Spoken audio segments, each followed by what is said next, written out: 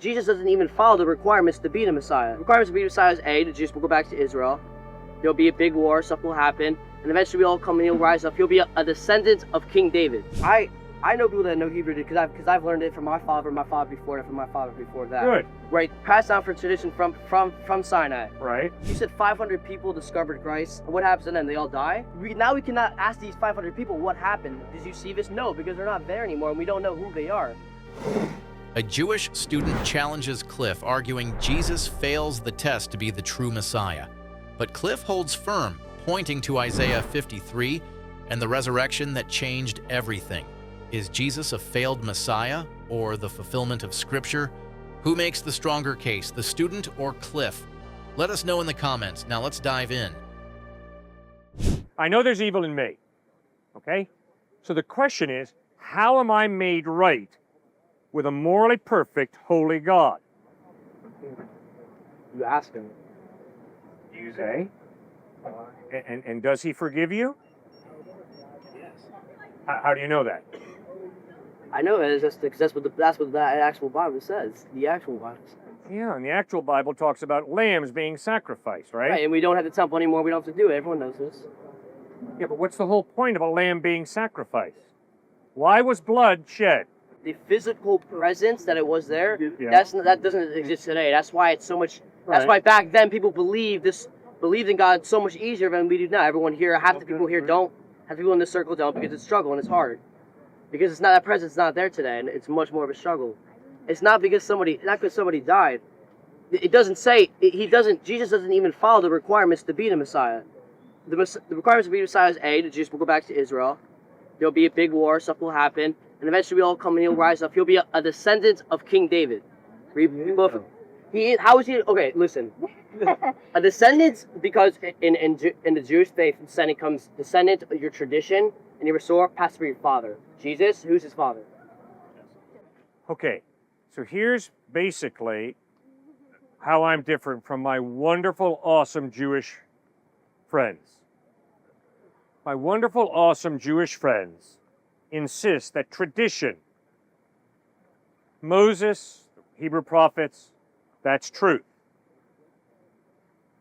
And when I ask them, what's the evidence that Moses and tradition are true, I'm scared by the answers that I get.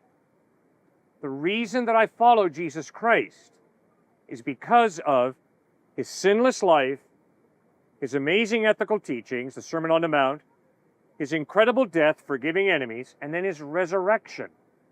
His resurrection sets Christ apart from Moses, Isaiah, Muhammad, Siddhartha Gautama Buddha, the avatars of Hinduism.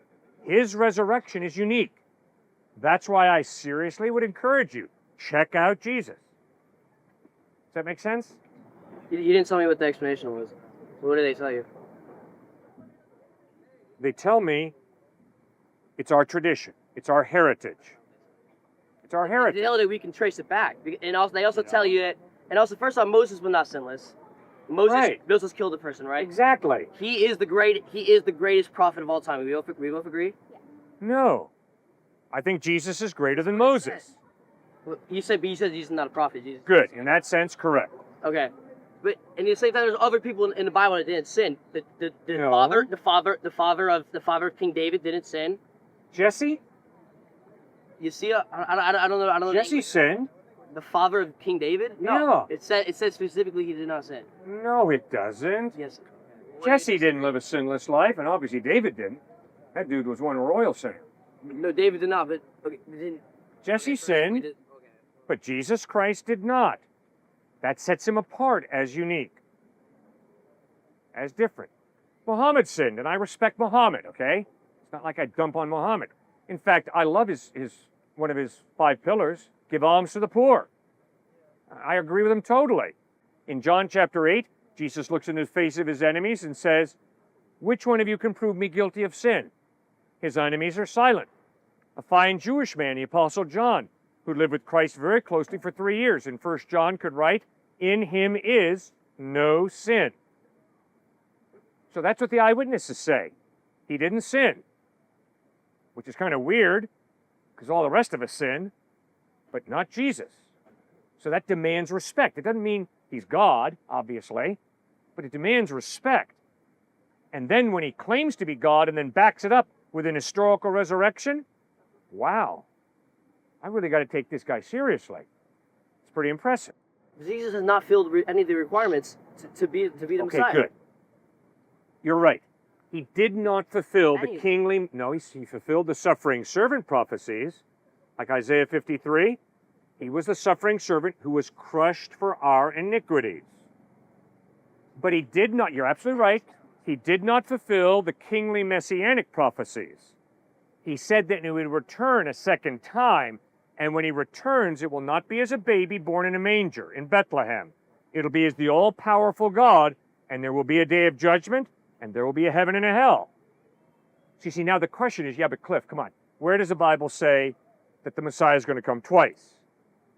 Good question. It doesn't say he's going to come twice, but it also doesn't say he's just going to come once or 5 times. It is silent. So the Old Testament is silent regarding how many times Messiah is to come. Obviously, what Jesus is claiming is he comes the first time to fulfill the suffering servant prophecies like Isaiah 53, but when he comes a second time, it'll be to fulfill the kingly messianic prophecies. And there will be a day of judgment, and it will be power, not someone getting nailed to a cross. I know people that know Hebrew because I've learned it from my father before that, from my father before that. Good. Right, passed down for tradition from Sinai. Right? At Sinai, Jesus was not mentioned. Everything was given up there and brought down. Yeah. So you said 500 people discovered Christ, and what happens to them? They all die. 500. So you understand what we're saying is that we cannot ask these 500 people what happened. Did you see this? No, because they're not there anymore, and we don't know who they are. But with 3 million people at Sinai who received the Torah from God, I can trace that back. I can trace myself back to those 3 million people with the specific names, all the way back to Moshe Rabbeinu, back to Moses. So how is Jesus Christ more reliable than what the original is? What it's based off? I would encourage you to put your faith in Jesus Christ because the evidence is he died and really rose from the dead. He lived out the Torah magnificently. So the evidence is he's consistent and he's reliable. He was dead and he rose from the dead. So you can trust him. He didn't slam Moses. He agreed that Moses was inspired by God. I am a follower of Christ. I worship a Jew. I worship a Jew. Jesus was a Jew, not a Gentile. So all the anti-Semitism that has gone on in the name of Christianity is a farce, obviously. Because a Christian is someone who worships a Jew. So if somebody says, I believe in Jesus and I'm going to go into a synagogue and blow Jews away, major, major hypocrisy. Major breakdown in here. Major. If you're a Christian, you worship a Jew. You believe that God became a human being and he was a Jew. So anti-Semitism in the name of Christianity is a violent contradiction, obviously.